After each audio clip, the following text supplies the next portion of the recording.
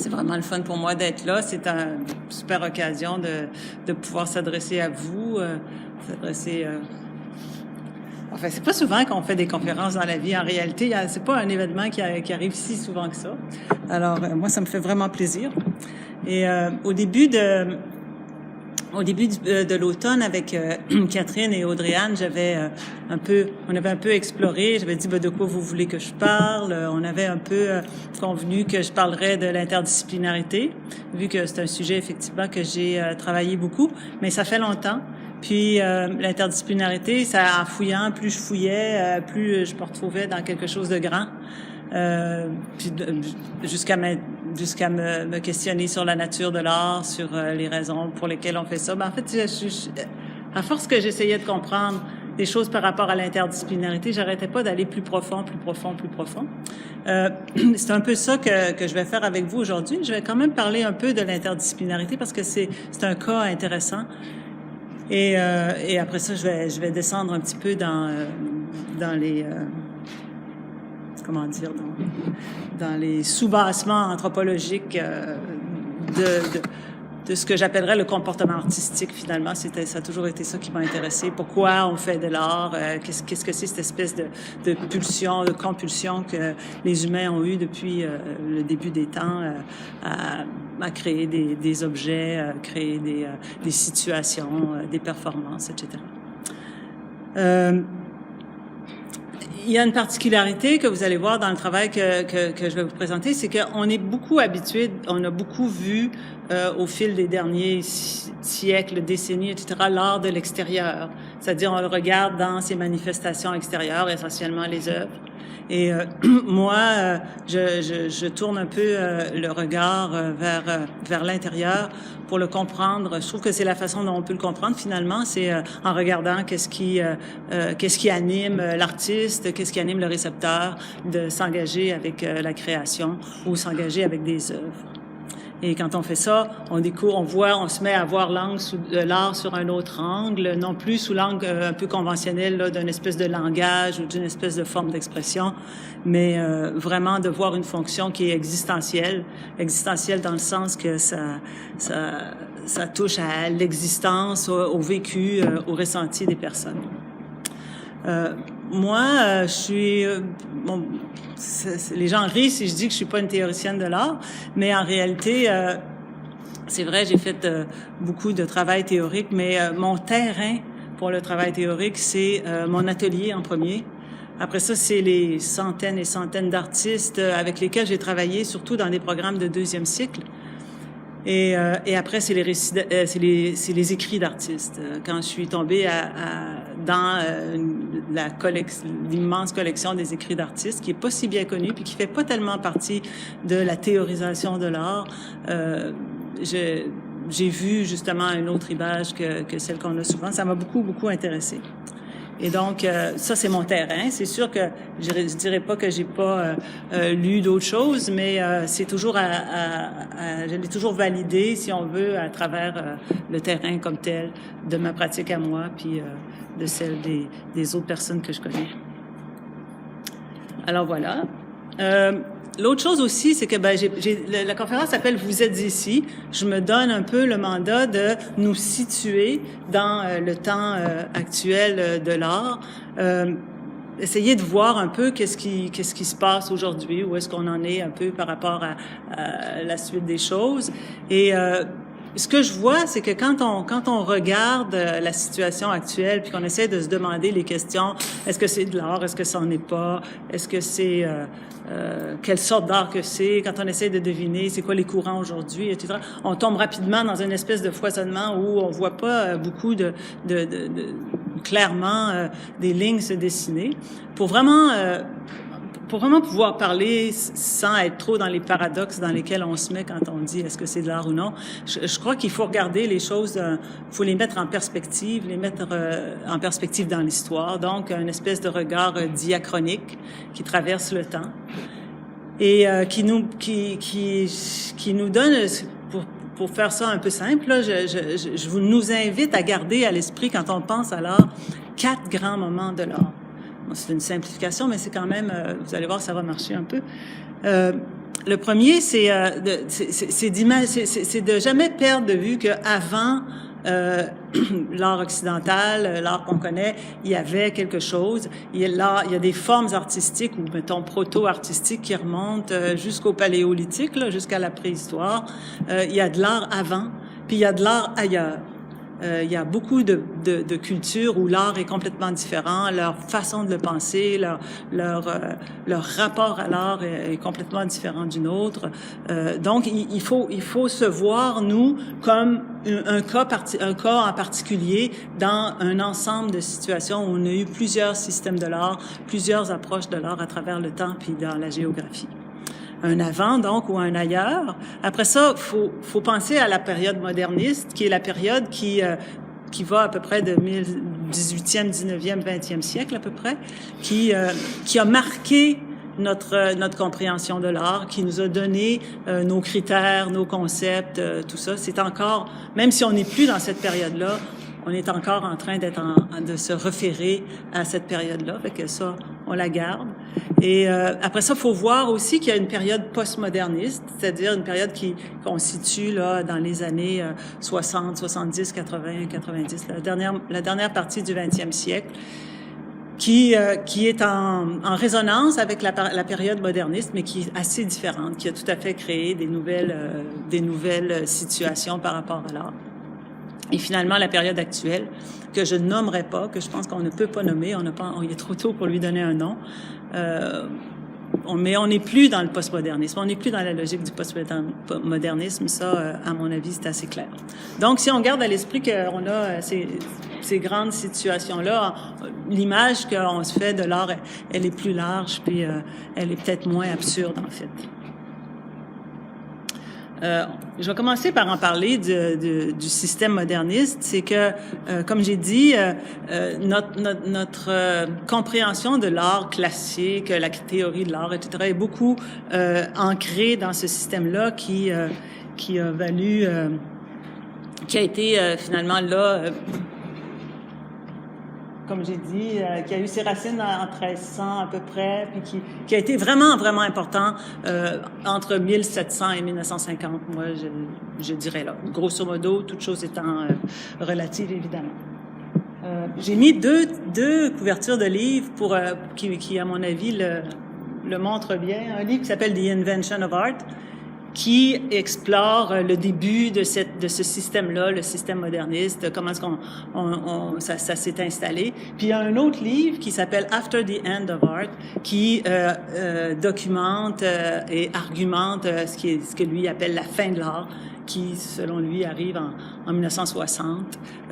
Ces deux livres-là, en fait, circonscrivent là une période artistique qui a été particulièrement importante, que j'appelle la période moderniste.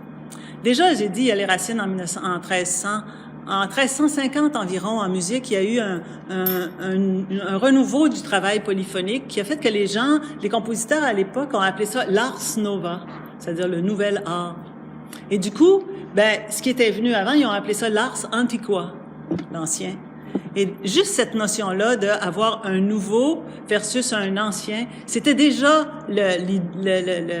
l'éthos, l'atmosphère du modernisme qui va finalement le marquer après. Fait on voit des débuts jusque-là, jusque dans finalement ce qu'on appelle la première Renaissance, là, dans le 1300. Puis après ça, il y a eu la Renaissance, évidemment, qui a établi beaucoup de choses importantes qui viendront, beaucoup de bases de ce qui viendra par la suite, surtout si on pense à l'invention de la perspective, puis tout ça, où ce que le regard change. Mais finalement, comme je le dis, vraiment la réalité de ce système-là, elle arrive au 18e siècle, 19e siècle, puis la première moitié du 20e siècle. Ce qui le caractérise, parce que au niveau de la culture en général, ce système-là, il est lié à une culture nouvelle. Il n'y arrive pas nouvellement de lui-même. Il est lié à une culture nouvelle qui est associée à la démocratisation, évidemment, c'est-à-dire la fin de la féodalité, puis la perte de pouvoir des grandes aristocraties, la transformation du système économique, évidemment, qui devient associé à la bourgeoisie, aux industriels, au capitalisme, à l'émergence du sujet individuel, la liberté des personnes, la Révolution française, la Révolution américaine ont beaucoup mis de l'avant les droits de l'individu, les droits de la personne et de la subjectivité. Donc, tout ça, je ne vais pas rentrer dans les détails. Si vous avez des questions là-dessus, après, on en reparlera. Mais juste pour dire qu'il y avait tout un contexte finalement culturel qui a marqué l'art aussi et que l'art a marqué, là, ça s'est joué ensemble,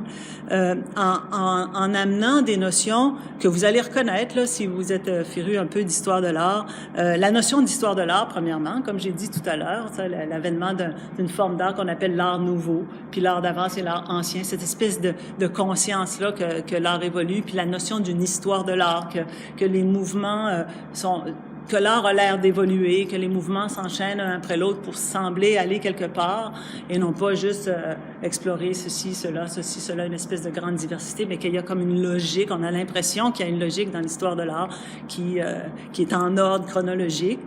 Et ça, c'est tout à fait typique du modernisme et ça a créé évidemment la notion d'avant-garde et même le critère d'avant-garde, c'est-à-dire qu'un art pour être remarqué, pour être digne d'être retenu par l'histoire, doit être un art d'avant-garde qui fait avancer l'art.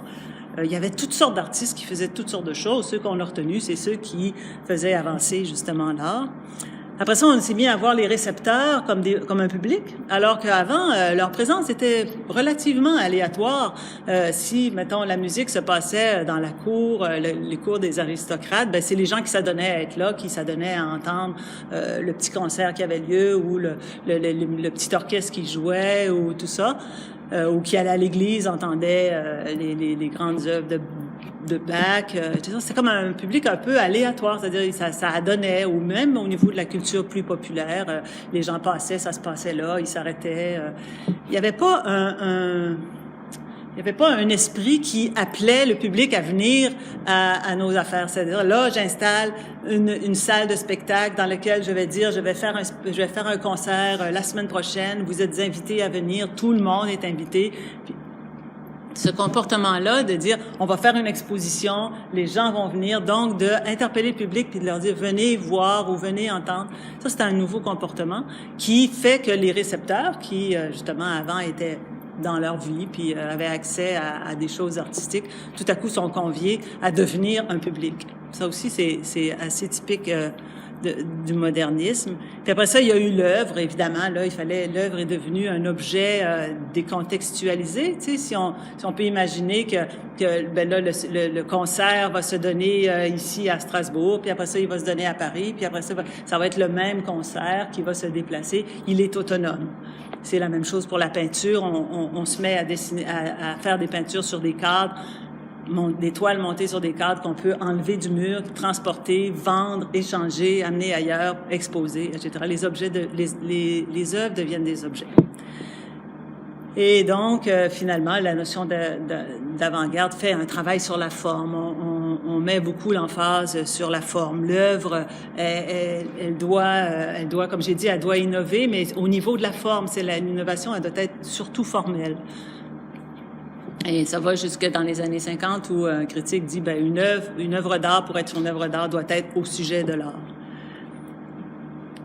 Alors, dans tout ça, je passe un peu vite, mais ça fait rien, c'est important parce que c'est important pour moi de le dire parce que c'est le paradigme qui nous habite beaucoup. Et souvent, on se réfère à ça sans trop s'en apercevoir. Dans ça, tout tourne autour de l'œuvre. L'œuvre devient comme la grande découverte dans sa décontextualisation, le public, etc. Tout va se mettre à tourner autour de l'œuvre dans ce système-là.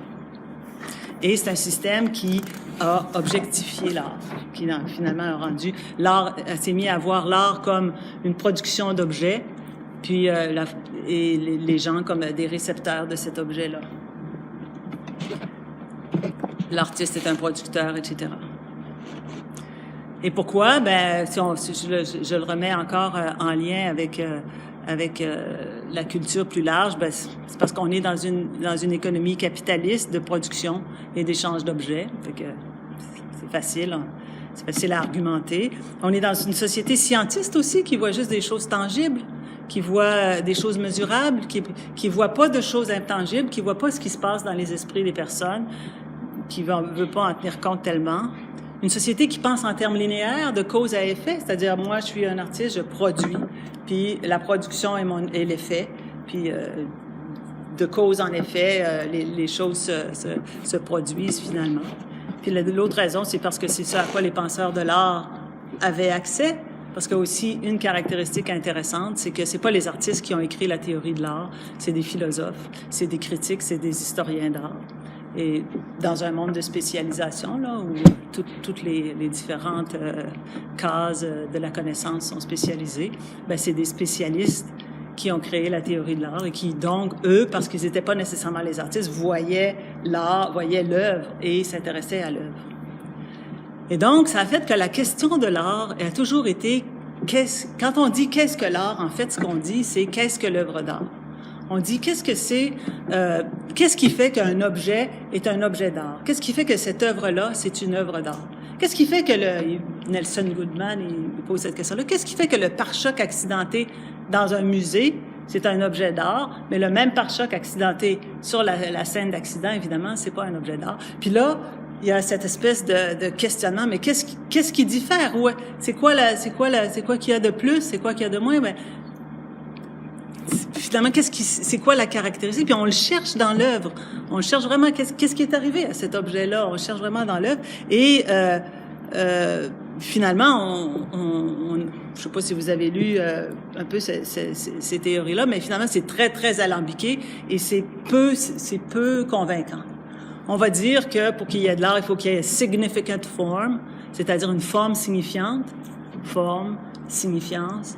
Arthur Danto, il dit la même chose, meaning and form. Ça prend du sens, ça prend la forme, ça prend les deux. Puis là, finalement, ça fait que si l'art est dans l'œuvre, alors là, on cherche dans l'œuvre qu'est-ce qui se passe. Si l'œuvre a une forme, ben on dit que l'art c'est une expérience esthétique. Si l'œuvre est signifiante, on dit que c'est un langage, c'est symbolique.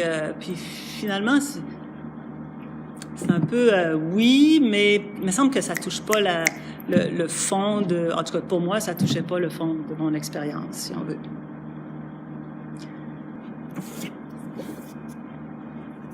Alors, ce qui est arrivé, c'est que dans les années 60, c'est pas vrai. Depuis les 1910 en montant, les artistes ont tellement pris l'avant-garde au sérieux que là, ça allait très vite l'avancement jusqu'à un moment où on a déconstruit à peu près tout ce qui appartenait à l'art.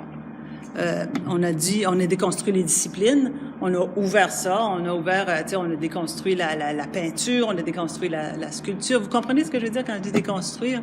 C'est-à-dire que si on dit la sculpture, c'est une image bidimensionnelle sur un cadre, ben là, il y a quelqu'un qui va mettre un couteau dans la toile, va dire, c'est de la sculpture, ou si on dit c'est une forme c'est une image, on va créer des peintures qui n'ont pas d'image.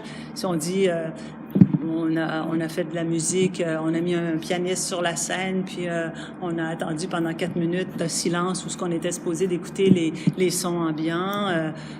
On a fait toutes sortes d'expériences de ce genre-là pour essayer de défaire l'art, de dire non, cette caractéristique-là est pas nécessaire, celle-là non plus, c'est toujours de l'art. Puis effectivement, on n'est jamais comme arrivé au bout complètement. On avait beau arriver au point zéro du silence, il y avait encore musique quelque part. Tous les critères, comme j'ai dit, tous les critères de l'art, la beauté, la représentation, l'harmonie, la composition, l'innovation, on a tout essayé, puis on a tout détruit finalement dans une espèce de déconstruction pour voir qu'est-ce que c'est le cœur, qu'est-ce qui reste au fond, qu'est-ce qu'il y a dans la nature profonde finalement. Mais effectivement, alors c'est ça. Puis là, je vais parler des disciplines, mais pour le montrer, cette affaire-là. Ce qui est arrivé, c'est que en déconstruisant tout, puis là, l'histoire du 20e siècle est absolument intéressante pour ça, l'art est resté. Quand il n'y a plus eu d'art, quand il n'y a plus eu de critères, quand il n'y a plus eu il y avait encore de l'art, il y en avait toujours, ça s'est pas arrêté, il n'y a pas eu ça a pas eu de diminution dans la production, ça a continué comme si de rien n'était. Et on a changé de place, c'est vrai, on a changé de style, on a changé beaucoup, mais il y a eu toujours autant de production. Ce qui nous pose la question de dire, mais c'est parce qu'il y a quelque chose en dessous. Il y a quelque chose en dessous des critères qu'on avait qui fait que le cœur, la nature de l'art, elle est en dessous de ça. Elle est encore là, même si on a tout enlevé ce qui appartenait à la modernité, au modernisme. Voilà. Et donc, quand j'ai étudié l'interdisciplinarité, je me suis retrouvée dans le même problème que j'ai raconté, c'est-à-dire que tout ce qui se disait sur l'interdisciplinarité à ce moment-là, on est dans le début des années 90, questionnait l'œuvre. Puis on disait, c'est quoi une œuvre interdisciplinaire? Une œuvre qui met ensemble des médiums, s'il y a un peu de poésie dans la peinture. Puis finalement, on n'arrivait à rien de définir c'était quoi l'interdisciplinarité.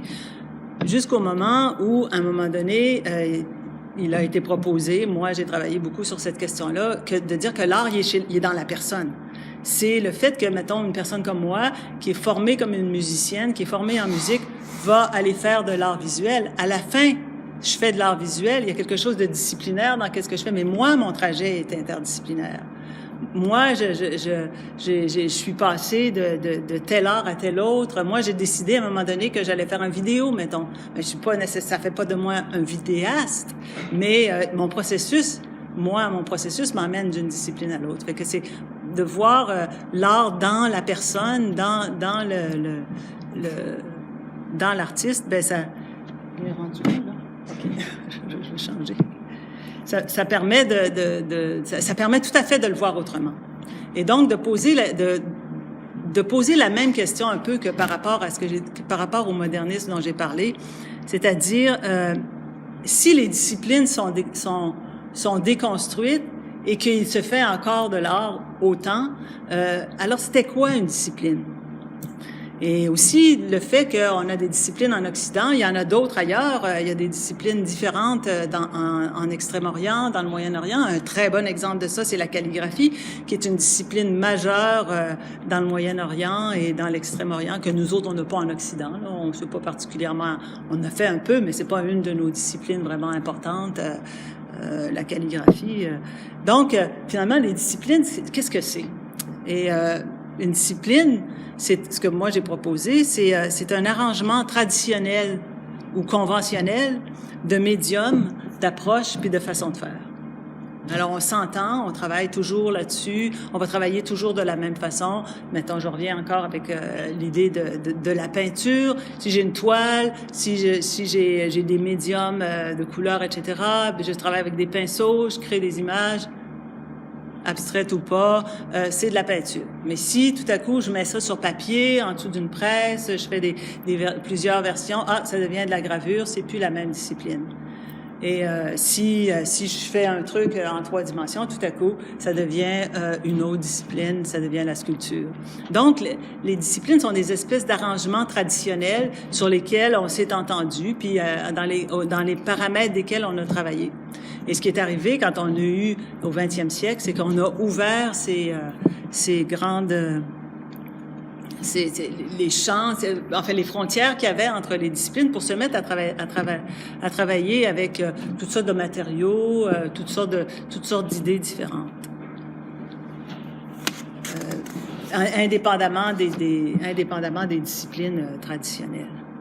Et donc, on est tombé dans un endroit où ce qu'on appelait l'interdisciplinarité, en réalité, c'était une non-disciplinarité. C'était des personnes qui travaillent qui font des projets artistiques sans égard aux disciplines.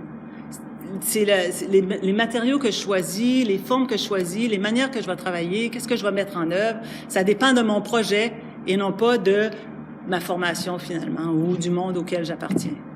Un exemple de ça, c'est, je sais pas si vous connaissez l'artiste Guy Laramé. Lui, il sculpte des gros livres pour faire des espèces de paysages. Donc c'est de la sculpture, mais il fait aussi des grandes peintures hyper réalistes de paysages brumeux. Il y a vraiment une quête paysagiste, si on veut, mais elle s'exprime en sculpture, en peinture, et ça n'a pas d'importance en réalité. c'est lui finalement qui poursuit son idée, c'est son projet qui est premier. J'imagine qu'un jour il pourrait tomber dans une pratique plus performative, puis ça serait dans la continuité de son travail. Un processus, comme j'ai écrit, un processus interdisciplinaire peut très bien donner une œuvre disciplinaire, ça je l'ai dit. Puis ce qu'on voit aussi beaucoup de nos jours, c'est des espèces de disciplines individualisées. Finalement, la discipline d'un seul. C'est-à-dire une personne qui va avoir ses médiums préférés, ses manières de travailler personnelles, puis qui va fouiller tout le temps un peu dans le même axe tout du long de sa vie.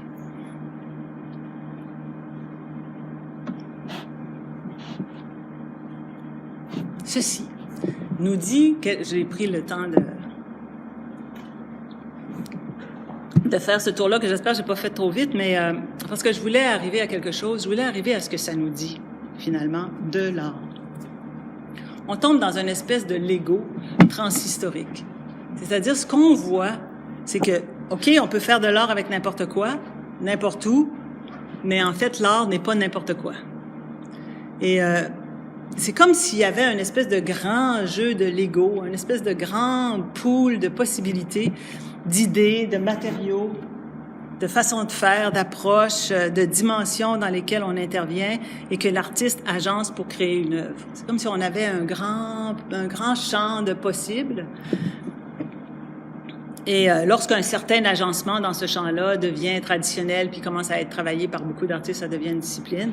Sinon, on travaille, comme je dis, directement à partir de cette espèce de grand champ de possibilités, qui est comme, j'appelle ça un peu des fois, juste pour dire, là, comme une espèce de Lego transhistorique.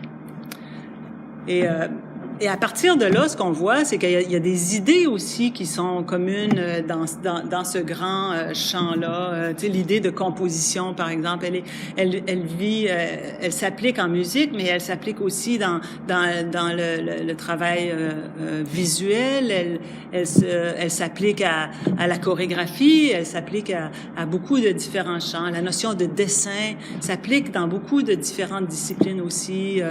La notion de rythme est loin d'être juste en musique. La rythmicité, il y a la danse, il y a la poésie, mais il y a aussi dans plusieurs formes de travail graphique où on a la rythmicité, etc. Fait que c'est des espèces de grandes idées, si on veut. Il y en a plusieurs, mais il y en a pas une infinité qui préside au type de travail qu'on va faire, qui va s'appeler l'art. C'est là-dedans, finalement, que les artistes, surtout aujourd'hui, où il y a plus tout est un peu déconstruit à ce niveau-là, où finalement on puise pour faire des œuvres qui sont toutes non pas interdisciplinaires, mais non disciplinaires. C'est d'ailleurs très significatif que le Conseil des arts ait aboli ces sections disciplinaires, justement. Et donc, ce Lego-là, il se rapporte à quelque chose. Il se rapporte à ce qu'on appelle, ce qu'on doit appeler, je pense, une espèce de pratique d'arrangement. Quand on va voir la racine du mot art, on va généralement jusqu'au latin, le mot ars, A-R-S, qui signifie savoir-faire, technique. Mais si on remonte en arrière de ça, puis on va plus loin en arrière, dans la racine du latin, qui est le langage, le proto-langage qu'on appelle l'indo-européen, on trouve une racine qui s'appelle AR, qui signifie l'idée d'arrangement. C'est la racine qui est à l'origine du mot arrangement, entre autres, et qui est à l'origine du mot arithmétique, du mot d'autres mots aussi comme rituel, etc. Mais c'est la racine qui est à l'origine du mot art, c'est-à-dire la notion, la pratique, le comportement d'arrangement, l'idée d'arrangement que ça dit. Puis c'est vraiment là qu'on trouve finalement la clé qui va nous permettre, je pense, de comprendre l'art d'aujourd'hui, c'est que l'art, il est plus dans l'œuvre, il est dans le fait de faire, il est dans le fait d'arranger. On est dans l'œuvrer. Là, on comprend la racine ars latine de l'art qui était le savoir-faire. C'est plus du tout l'œuvre qui est qualifiée, c'est l'artiste qui est qualifié, c'est son action qui est qualifiée par le mot d'art, le mot art. Et ça, c'est très, très... c'est très parlant. C'est vraiment la place où finalement on peut le mieux accrocher la nature de l'art. Si on dit, ce que je dirais, c'est d'accord, prenons les choses sous un autre angle. Si l'œuvre n'est pas la finalité de l'art, alors pourquoi l'art? Pourquoi la musique? Pourquoi ça? Pourquoi ce comportement-là d'arrangement? Qu'est-ce qu'on est en train de faire? Et non, ben ça va bien. Je peux même parler moins vite. Parce que là, je vous emmène ailleurs. On va changer de registre. On s'en va complètement ailleurs. J'ai invité plein d'amis théoriques, des auteurs à parler avec moi. Puis on va commencer par un neurologue que vous connaissez peut-être, qui s'appelle Oliver Sacks, qui a écrit un livre qui s'appelle Musicophilia. Et le personnage que vous voyez en haut à droite, c'est un personnage d'un film qui s'appelle Les Enfants d'Icare. C'est sur le roman de Arthur C. Clarke. Et c'est un extraterrestre super intelligent, extrêmement supérieur à nous, qui vient sur la Terre. Il s'appelle les suzerains, c'est-à-dire les dirigeants. Et son livre sur la musique, qui s'appelle Musicophilia, sur la musique, sur la faculté de musique que les humains ont, commence de cette manière-là. Première page, tu arrives dans l'introduction, il dit qu'il est étrange que des milliards d'individus, une espèce entière, jouent ou écoutent des motifs sonores dénués de signification, ce qu'il est convenu d'appeler musique, les occupant ou les préoccupant à longueur de temps. C'est l'une des particularités de l'humanité qui intrigue le plus les suzerains, ces extraterrestres hautement cérébraux dépeints dans le roman d'Arthur Clarke intitulé « Les enfants d'Icare ». Et il ouvre son livre de cette manière-là. Et après, il dit, dans ce roman, on voit les suzerains, médusés après avoir assisté à un concert sur la Terre, aller féliciter diplomatiquement les compositeurs pour leur insigne ingéniosité. Sur le plan cérébral, c'est tout ce qu'ils pouvaient voir, c'est de l'ingéniosité. Et alors, Sacks écrit, les suzerains ne parviennent pas à comprendre ce qui se passe chez les êtres humains en train de produire ou d'écouter de la musique parce que rien ne se passe en eux.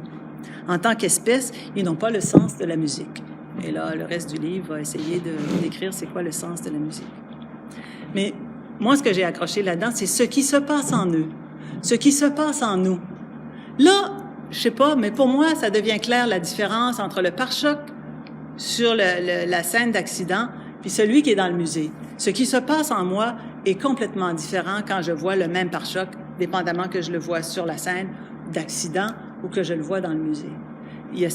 Quand je vois l'objet dans le musée, moi, je suis différente. Moi, je le regarde d'une manière différente. Moi, je l'aborde d'une manière différente. J'y vois tout à fait autre chose. Ce qui se passe en moi est complètement différent. Puis, à mon avis, si Nelson Goodman ou Arthur Danto avaient pensé à ça, ils auraient moins traficoté avec c'est quoi qui caractérise l'œuvre d'art et tout ça. Puis, ils auraient pris le risque peut-être d'aller à l'intérieur pour voir, mais oui, c'est vrai, en fait, pourquoi les humains font de l'art? Qu'est-ce qui se passe en l'intérieur de nous quand on fait ça? Puis, cela ne serait-il pas, en fait, la raison pour laquelle on fait l'art? Cette chose qui va se passer en nous. C'est ça, en tout cas, c'est tout à fait ce que je vous propose. Une peinture, disait Rothko, le peintre, là, il disait, n'est pas au sujet d'une expérience, elle est une expérience. Et ça, c'est tout à fait majeur. Puis là, vous allez voir beaucoup d'artistes qui viennent qui sont conviés à ma table ici, puis quelques penseurs un petit peu hors de la boîte, là.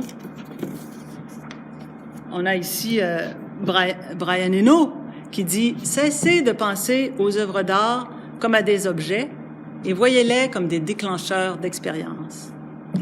Ce qui fait qu'une œuvre est bonne pour vous n'est pas à l'intérieur d'elle, mais à l'intérieur de vous. Et donc, la valeur d'une œuvre réside dans sa capacité à vous faire vivre le genre d'expérience que vous appelez artistique. »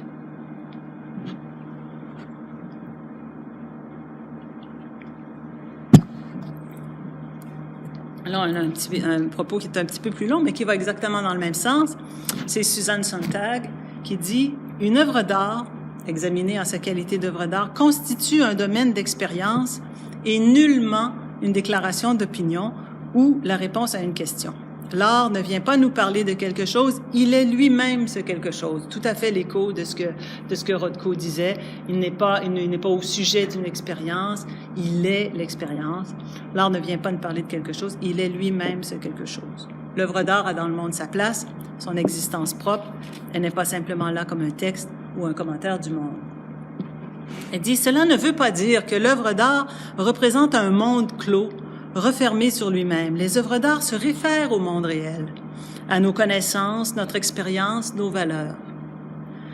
Elles nous offrent des témoignages, des appréciations, mais ce qui les caractérise, ce qui les distingue de la connaissance scientifique ou discursive, de la philosophie, de la sociologie, de la psychologie, de l'histoire, par exemple, c'est qu'au lieu de nous transmettre un savoir conceptuel, elles provoquent une sorte d'excitation, un phénomène de participation où le jugement se trouve entraîné, captivé.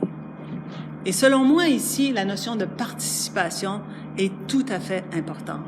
C'est-à-dire que si je décide, je sais pas si, cette œuvre, mettons celle-ci, cette œuvre-ci qui est pas particulièrement évidente au premier abord, si on est ensemble en train de la regarder, on n'est pas en train de se faire dire quelque chose, on est en train de se faire inviter à réfléchir. Et donc, ça nous dit pas quoi penser, mais ça nous invite à une expérience, ça nous entraîne dans la réflexion, ça nous entraîne. Les choses sont plus ou moins émotionnelles, plus ou moins cérébrales. Il y a de tout dans les arts, évidemment. Mais j'essaie pas, si je fais une musique, j'essaie pas de vous dire quelque chose. J'essaie de vous entraîner avec moi dans une expérience. Et maintenant que on a un peu établi ça, là, que l'art, c'est une expérience, et on va dire, mais c'est une expérience spéciale, c'est pas n'importe quoi, c'est pas la même expérience que celle que j'ai quand je marche sur la rue, tout simplement, que je vais magasiner, ou la même expérience que même si je vais dans la nature sauvage, ou tout ça, c'est une expérience particulière, et c'est une expérience qu'on devrait dire intensifiée. Il faut faire très attention quand on est dans le monde de l'anthropologie pour pas faire pour pas universaliser ce qu'on vit nous, pour pas dire ce que nous autres on vit, tout le monde le vit.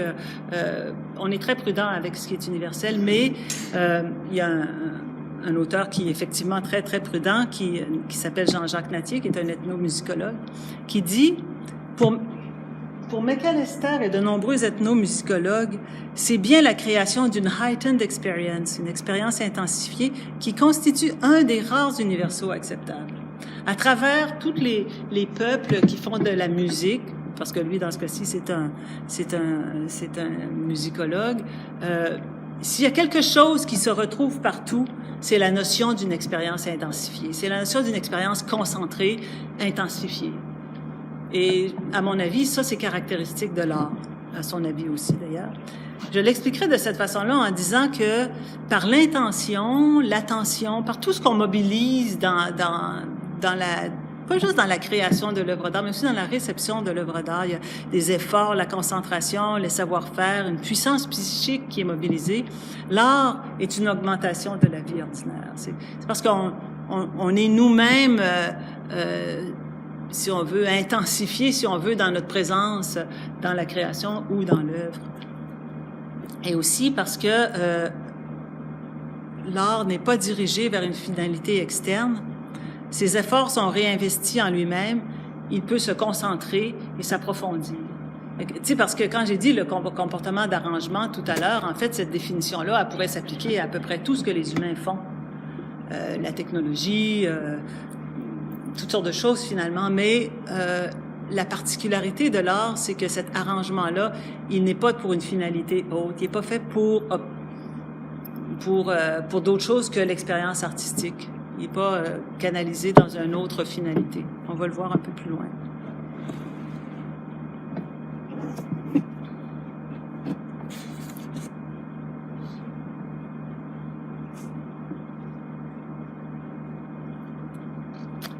Alors, sur cette expérience-là, sur l'art, il y a une philosophe de l'art qui est écrit dans les années 40, 50. Je l'ai mentionné un petit peu tantôt sur une diapo, mais dans un livre qui s'appelle Feeling and Form, ou Philosophie in a New Key, mais elle était là-dedans. Elle dit « L'amour de la magie, le haut degré de développement du rituel, le sérieux de l'art et l'activité caractéristique des rêves sont des facteurs bien importants pour être écartés dans la construction d'une théorie de l'esprit. À l'évidence, l'esprit fait quelque chose d'autre, ou du moins quelque chose de plus, que seulement connecter des éléments expérientiels. Il ne sert pas seulement ses besoins biologiques reconnus par la psychologie génétique. Pourtant, c'est un organe naturel qui vraisemblablement ne fait rien qui ne relève du comportement dans son ensemble, de cette réponse à la nature que constitue la vie humaine. La morale de cette longue critique, en somme, est de reconsidérer l'inventaire des besoins humains. Et ça, c'est quelque chose qu'elle écrivait dans les années 50.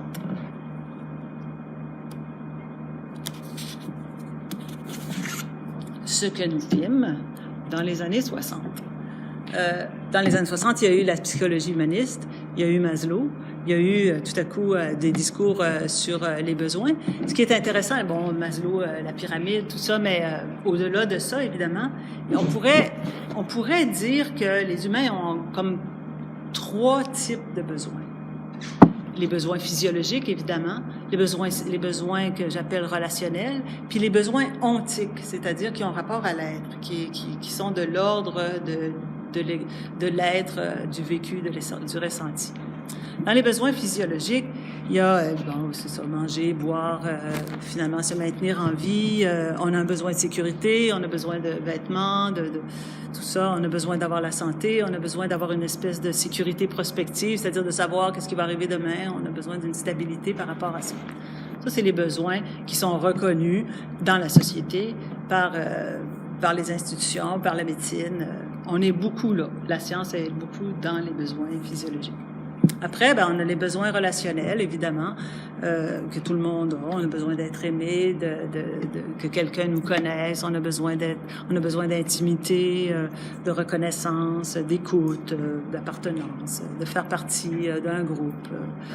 Encore une fois, on a besoin de sécurité affective.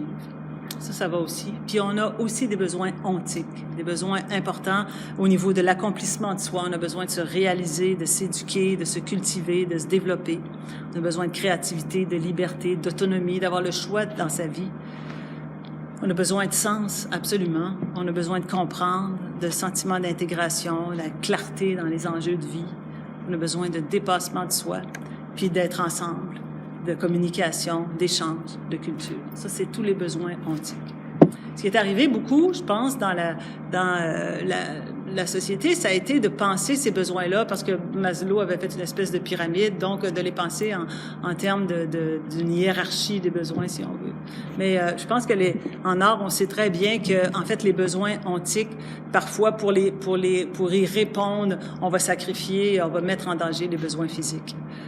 Il n'y a pas de hiérarchie là-dedans. C'est sûr que quelque part, dans l'immédiat, là, si on est dehors, pas de manteau, on va vouloir rentrer vite. Mais après, dans l'ensemble de la vie, le besoin de se réaliser, le besoin de se dépasser, le besoin de se connaître, le besoin de sens sont absolument importants, aussi importants que les autres, sinon plus. Et ma proposition que moi je fais, c'est que l'art est a tout à fait rapport avec les besoins ontiques. L'art va pas répondre aux besoins physiologiques, va pas répondre ou peut répondre aux besoins relationnels, mais va répondre aux besoins ontiques. Au point que moi, j'y vois une technologie qui est entièrement liée à ce domaine-là des choses. Domaine des choses qui était présent, qui a toujours été présent. C'est pas une fonction récente, l'accomplissement de soi, c'est une fonction qu'on retrace jusque dans les choses, le peu qu'on sait du paléolithique où toutes les cultures ont des formes de ça. Et à mon avis, c'est à ça que l'art répond.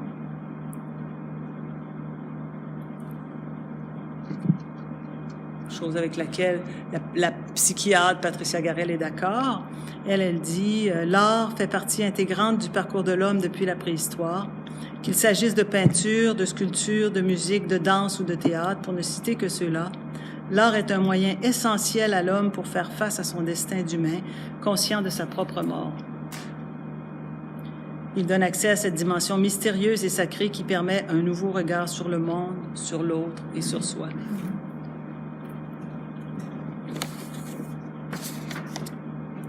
Il y a aussi Elliot Eisner, qui est un grand spécialiste de la pédagogie de l'art, qui dit « Le travail artistique ne vise pas seulement la création de performances et de produits, il sert à créer nos vies en élargissant notre conscience, en donnant forme à nos dispositions, en répondant à notre quête de sens, en établissant un lien avec les autres et en partageant une culture. » Et j'ai envie de faire remarquer le titre du livre de ce monsieur-là qui s'appelle « The Arts and the Creation of Mind », la création de l'esprit. Pour lui, les arts, c'est la technique de création, de développement de la psyché. Finalement, pour continuer dans la psychiatrie, William Carlos Williams, c'est un poète américain qui a écrit dans les années 40-50. Et il a ce court poème qui dit, je ne peux pas le traduire, ça ne se traduit pas, je vais vous donner une pas bonne traduction tantôt. Il dit « It is difficult to get the news from poems, yet men die miserably every day for lack of what is found there. » Ceux qui comprennent pas l'anglais, ça dit en substance, c'est difficile d'avoir les nouvelles dans les poèmes, ça c'est certain. Mais les humains meurent misérablement tous les jours du manque de ce qu'il y a dans les poèmes.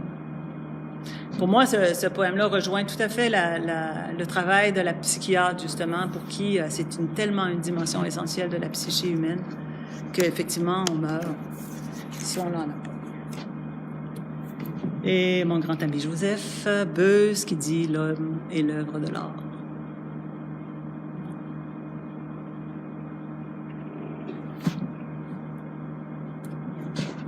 Mon autre grand ami, Stockhausen, qui dit... Stockhausen, c'est un compositeur aussi du 20e siècle, moins connu, et surtout connu pour avoir eu sa photo sur la pochette de Sgt. Pepper. Mais c'est quand même un compositeur absolument intéressant. Et il dit « La fonction des arts est d'explorer l'espace intérieur de l'homme, de découvrir jusqu'à quel point et à quelle intensité il peut vibrer. Les arts sont un moyen d'agrandir notre univers intérieur. » Puis là, j'aimerais attirer votre attention que ces citations-là, elles viennent toutes des années 30, 40, 50, 60. Bon, il y en a qui sont un peu plus récentes que ça, mais ils viennent dans ce temps-là. À un moment donné où on n'en parlait plus de la question humaine dans l'art. On était vraiment centré sur le développement, sur l'avant-garde, sur le développement formel, etc. Mais il y avait toute cette pensée-là, elle existait tout du long du 20e siècle. Et c'est ça qui m'amène à finir dans ma dernière partie pour essayer de voir, ben là, on est où? Où allons-nous? Il y a une chose que je vois clairement, c'est le retour du contenu humain, là, de la sensibilité, de l'importance du projet. C'est-à-dire que ça a toujours été là. Le contenu humain a toujours été central dans l'art. C'est le grand sujet de l'art, c'est la sensibilité. Et on l'a un peu oublié dans tout le travail formel qui a été fait au 20e siècle. Mais là, présentement, on n'a plus d'emphase sur la forme vraiment. Ça devient comme presque marginal. On a vraiment un retour sur le contenu. Puis par contenu, je veux dire le projet, là. Puis un travail sur la sensibilité, c'est tout à fait ce qu'on voit. Stockhausen, il annonce ça un petit peu en disant « Nous vivons une transition très importante entre la perception traditionnelle de l'art et une nouvelle façon de le pratiquer, de le percevoir, de lui découvrir d'autres fonctions, telles la révélation. L'art révèle notre existence, nous révèle à nous-mêmes et de ce fait nous transforme en tant qu'être humain. » Et c'est vraiment... c'est une phrase qui remonte quand même aux années 60, mais qui annonce bien, à mon avis, qu'est-ce qui se passe maintenant, où est-ce qu'on s'en va. encore une fois, dans les années 60-70, il y avait un grand critique d'art qui s'appelle Arnold Rosenberg qui disait « L'art avancé des 2 dernières décennies, puis là, il parlait des décennies 60-70, s'est placé en opposition automatique avec les témoignages visuels portant sur les questions plus larges de la condition humaine. Les professionnels du monde de l'art qui parlent encore de grand art ne voient aucune connexion entre cela et une pensée élevée. » Alors lui, il déplorait justement que finalement on avait perdu cet aspect-là de l'art. Je pense qu'on l'avait perdu pour des bonnes raisons, mais c'est pas grave. Ce qu'on voit, c'est qu'on est en train clairement d'en revenir là-dedans. Puis on a Tania Moreau, qui est une performeuse actuelle, qui dit « En réalité, l'art n'est pas tant que cela une partie de plaisir. » Ça, je le note aussi pour tout le monde qui dit « Ah, moi, je fais de l'art parce que j'aime ça. L'art n'est pas tant que cela une partie de plaisir et son rôle a toujours été et demeure de montrer la réalité, d'en dévoiler la vérité, d'éduquer le regard. Bref, l'art ne cesse de nous enseigner. Et que nous enseigne-t-il? Les artistes et les connaisseurs de l'art l'affirment inlassablement, rien de moins que ces matières parfaitement sérieuses que sont la vérité, le bien et le mal, le sens de l'histoire, l'humain, la vie. Ils suggèrent, n'imposent pas, ouvrent des chemins en chacun, nous permet de penser hors du langage.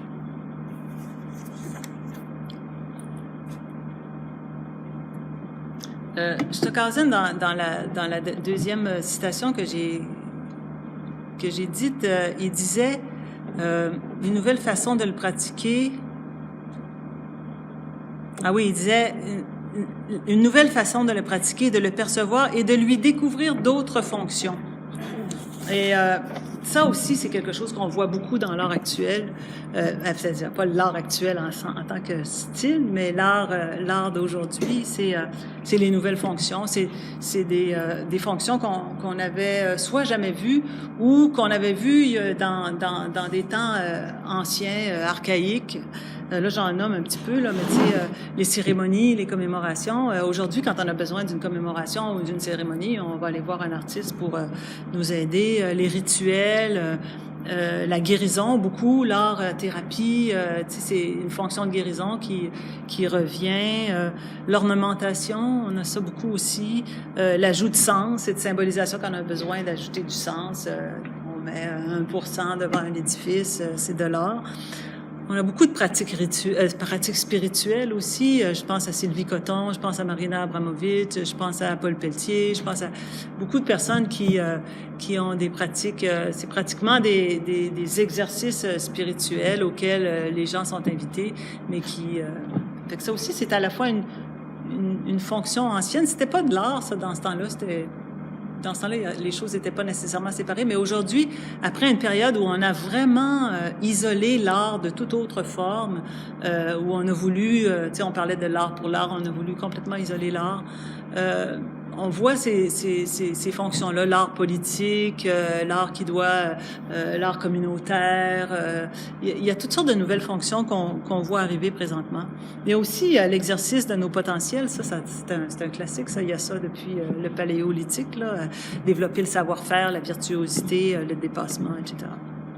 Quand je regarde ça, je suis contente. Je trouve il y a toutes sortes de projets intéressants. Tu sais, quand on parle de faire œuvre utile, là, comme l'émission, où finalement l'artiste a fait une œuvre qui a finalement sauvé la personne. Mais je suis d'accord avec ça jusqu'à un certain point, mais j'ai écrit là, faire attention à l'instrumentalisation, là. C'est-à-dire que c'est trop facile pour la société d'actuelle qui instrumentalise tout, qui donne des prix à tout, de instrumentaliser l'art pour avoir des retombées touristiques, pour avoir des retombées économiques, pour avoir des effets qu'on puisse mesurer, tu sais, l'art-thérapie, on veut savoir si c'est vraiment efficace, on va faire des expériences pour s'assurer que le protocole d'art-thérapie il va toujours avoir le même effet bénéfique. Tu sais, il y a aussi un vrai danger d'instrumentalisation de ces choses-là. Et personnellement, j'aime rappeler que la puissance existentielle de l'art lui vient de sa gratuité, le fait que sa valeur réside en lui-même. C'est-à-dire que l'art, si on s'en sert finalement, si on le détourne à d'autres fins, il perd toute sa puissance. Et donc, je suis un peu partagée avec cette idée-là de faire servir l'art au changement social ou de faire servir l'art à toutes des choses, des fois, très vertueuses, etc. Mais c'est pas à moi de décider ça, évidemment. C'est les gens, ils font ce qu'ils veulent. Mais j'ai toujours un petit peu cette résistance, cette réticence-là, que je dirais, ou est-ce que c'est pas une question d'abaisser l'art, j'espère que ce sera pas ça, en tout cas, une question d'abaisser l'art au niveau de la vie ordinaire, mais plutôt une question de hausser la vie ordinaire au niveau de l'art. Si on pouvait avoir quelque chose.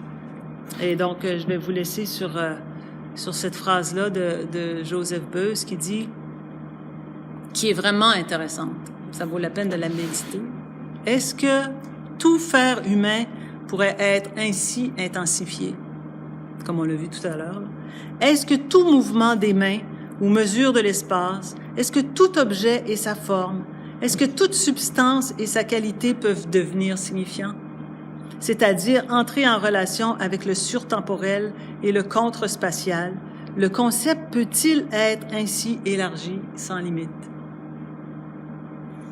Est-ce qu'on est capable finalement de faire toute la vie ordinaire à cette hauteur-là de vue et de projet?